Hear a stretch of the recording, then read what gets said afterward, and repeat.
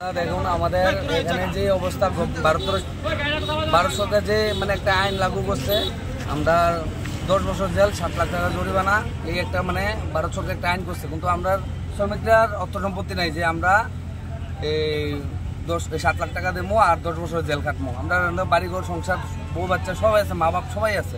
আমরা এটা চাই না যে সরকারের কাছে আমরা একটা সব শ্রমিকের একটা একান্ত বিনীত থাকবো যে এই আইনটা সরকার যেমন তুলনার ব্যবস্থা করে, মানে পুরা এটা তুলনার ব্যবস্থা করতে হলে আমরা সব শ্রমিকরা আমরা গাড়ি চালাবো, এমন একটা আমরা সরকারের কাছে বার্তা। আর আমরা যে একটা ড্রাইভার কয়েকদিন অ্যাক্সিডেন্ট হয়েছে, 2015-তে অ্যাক্সিডেন্ট হয়েছে, 2015 অ্যাক্সিডেন্ট, আজকে 2024 চলে। এই 24 ভিতরে ওখানে রায় ঘোষণা হয়েছে, হ্যাঁ 10 বছর জেল হইব আর 50,000 টাকা জরিমানা। তো হ্যাঁ ফ্যামিলিটা একদম নিরুয়ায়, একদম আমার বাড়ির পাশেই, কিন্তু হ্যাঁ একদম নিরুয়ায়। তার ফ্যামিলি পুরা ছেলে আছে দুটা, পড়াশোনা করে, মানে সাংঘাতিক অবস্থা, মানে সংসার চালাইতে কষ্ট হইতেছে।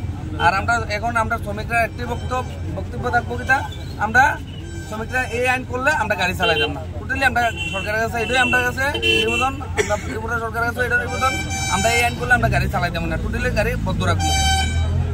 এটা কি উদয়পুরের বাস ড্রাইভাররা শুধু না সমস্ত ছোট বড় উদয়পুরের বাস ড্রাইভাররা এটা মানে সিস্টেমটা করতাম, সবাই একত্র এসে আমরা এটা চালু করছি। ছোট গাড়িগুলা চলে? ছোট গাড়ি ওখানে বদ্ধ, ছোট গাড়ি বদ্ধ আছে ওখানে। আমরা আজকে উদয়পুরের বাস ড্রাইভাররা এটা সিদ্ধান্ত করছি, আগামীকাল টোটালি সব গাড়ি শ্রমিকরা বলছে গাড়ি চালাবে না, গাড়ি টোটালি বদ্ধ রাখবে। মশলা হাতে নয় চামচে তুলুন। লংতরাই গুঁড়ো মশলার প্রতিটি 250 গ্রাম প্যাকেটের সাথে 1টি চামচ ফ্রি। লংতরাই গুঁড়ো মশলা, রান্নায় তোমাকে চাই।